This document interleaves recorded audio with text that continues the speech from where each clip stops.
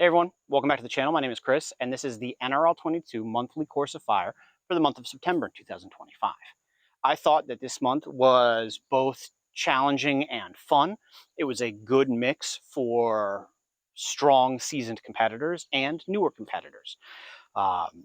Had a mixed day, not great, not terrible, just kind of somewhere in the middle. But I had fun. I shot with my buddies. It was a great match run at our local range in Falls Township, Pennsylvania. Aside from that, I don't have much else to say, guys. Besides, please comment, like, share, and subscribe.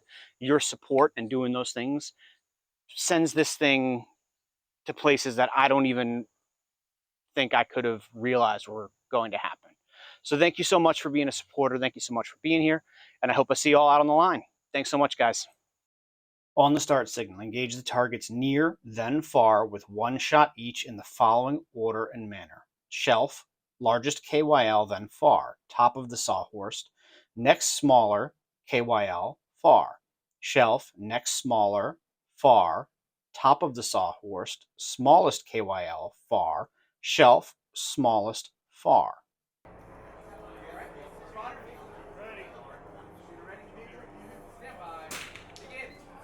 So on this stage, I definitely wanted to use the tripod for rear support. I get down into my position, thinking I'm going to be in a high prone, but realizing I very quickly need to do a 2 knees down kneeling position. Now, the 2 knees down, at least on this particular prop, for me is a very weird height, and it makes it hard for me to achieve my natural point of aim. I also decided not to parallax for the far target, which you will see later in the stage bites me in the ass a little bit. But I'm moving on to the top of the sawhorse, and instead of putting my foot flat on the ground the way I would typically for a kneeling position, I'm less engaged with that because I don't have to be as particular due to the tripod rear. I get back down, trying to get into that low kneeling that is outside of my natural point of aim, just trying to take good shots and impact the target, which happens. Now here's where the stage falls apart for me. Because I didn't parallax, you'll see I missed the target. I miss subsequently again, and then when I hold for the wind, miss a third time. Go back and go, all right, well, there was no wind on the third shot, impact. So down 3 shots and moving on to get my last shot off at the target or on the stage and make this impact. So I line up my shot and pull the trigger. Now I lost count and I had an extra round in my mag just in case, and I sent it at the target. That didn't count as an impact. Moving on. On the start signal, engage the target with 1 shot each in the following order and manner. Prone, small, large. Rung 1, large, small. Rung 3, small, large. Rung 2, large, small. Rung 4, small, large.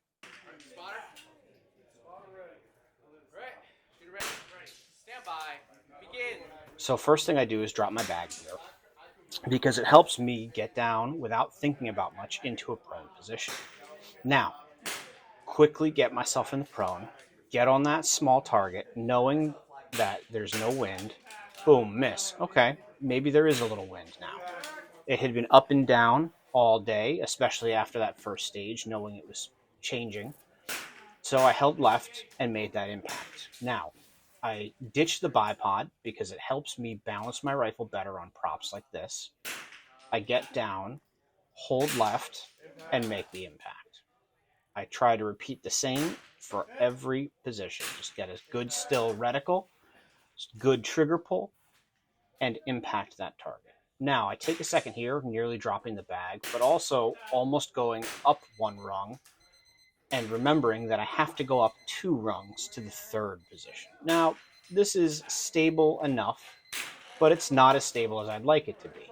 Held left edge, saw the wind died when the round missed. Felt like the wind was still blowing, so I held left again and ended up with an impact. So It might have been me. It could have been the wind dying temporarily. Like I said, it was up and down all day. And it was kind of hard to tell, especially where we were, where the props were on the range. Getting into this last position, I want to stand nice and tall with a triangular base, lean my weight into the rifle and into the prop, and try and stable up as much as I can. If you can hit that small target, you can hit the big one. On the start signal, take any position on the pyramid and engage the largest target. Take a new position on the pyramid and engage the medium-sized target. Take a new position and engage the smallest target. Continue this engagement sequence, changing target sizes and positions after every shot. Spotter ready? Stand by. Begin. So this stage is a lot. 12 positions, 12 shots, and 3 targets. I knew that I was holding a half mil over for the largest target in the back, and I would be dialed for the targets up close or closer for the middle size and the small size.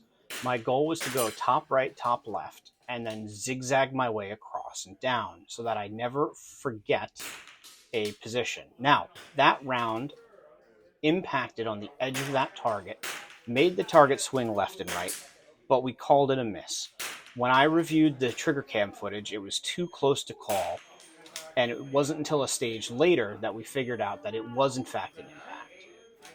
Down one, no big deal, let it go.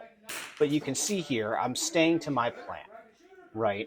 I'm going right to left, then left to right across, trying to hit all of these positions and stay in sequence.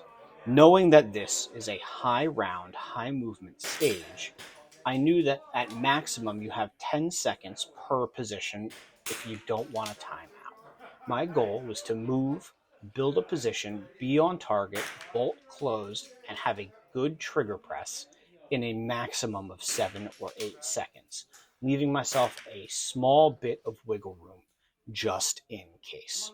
Now, I had 11 impacts officially for the score, and I had the highest score for this stage for the match at this particular range. It is a very difficult stage to be running fast and making impacts on. Not for any reason other than you have to keep yourself in sequence on the right target and moving faster than the clock, which does not give you a whole hell of a lot of time to clean this stage. Is that impact? Yeah. On the start signal, engage the target with one shot each, large to small, far to near. Then move to another position and repeat the engagement. Continue in this manner, changing position every 4 shots until all rounds have been fired or time expires. Available positions are the center and 2 tips. These positions may be used in any order but may not be repeated. Are you ready? Oh shoot, sorry. Stand by. Begin. So, still being dialed in from the previous stage, I decided to take this at the same pace I shot the last stage. Try to get on, get a good hold, good stable reticle, and a good trigger press to get the impacts. Shooting large to small, far to near. I chose this center crotch of the tank trap first to try and get a good wind hold. Saw that there was no wind at the further targets, and then from there just ran it, focusing on still reticle, good trigger pull. Using that same foundation, I take my next 2 shots. I pulled a little bit on that second target, missing just off that right edge. However, didn't really affect me for the other 3 shots. Now I move into that very final position on the right, try to get on target, squeeze around off impact, stable up, just off that right edge again. Impact, and then one last one to seal the deal. On the start signal, engage the targets with 1 shot each in the following order and manner. Cinder block, 1, 2, 3. 2-gallon bucket, 4, 1. 5-gallon bucket, 2, 3, 1.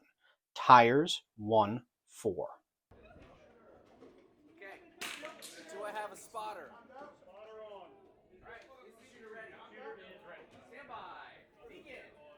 So this stage is the cinder block, buckets, and tires. I get down in what I believe is going to be a high prone and using the Working Man Tactical snooze button to lift me up. But then I realize it's a little bit taller than a high prone, so I'm able to do it with 2 knees down. Something that typically I'm not super comfortable with as a position, but it did in this case work out relatively well. I dropped one shot, was a good trigger pull. I don't know if it was wind or just 22 doing 22 things, but it happens. The next one's the 2-gallon bucket, and I drop down onto it for pretty much standard prone shooting.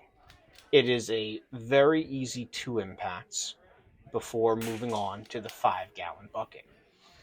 Now, the 5-gallon bucket is a high prone, at least the way I like to shoot it. It's a little too low for double knee down.